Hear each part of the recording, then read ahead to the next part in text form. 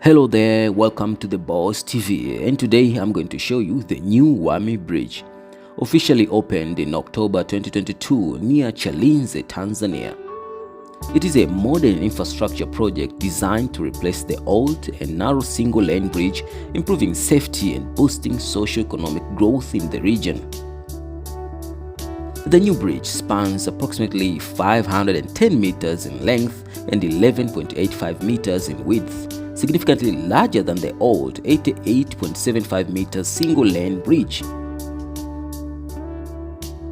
The old bridge had steep slopes, sharp curves, and was single-lane, causing frequent accidents and travel delays. The new bridge features improved geometric design standards with safer approaches, wider lanes allowing two-way traffic, and eliminates the previous dangerous curves and gradients.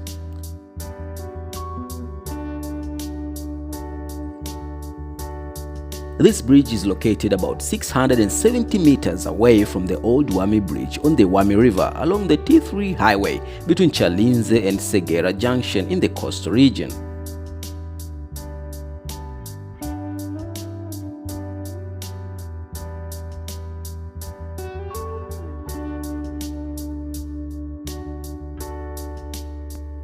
So the new Wami Bridge replaces a hazardous, outdated structure with a modern, wide and safe bridge, playing a crucial role in linking important economic zones and improving Tanzania's transport network.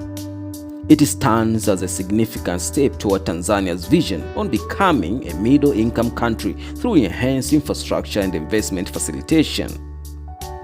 This bridge not only saves local communities but strengthens Tanzania's position as a regional transit corridor, benefiting trade, tourism, and overall development.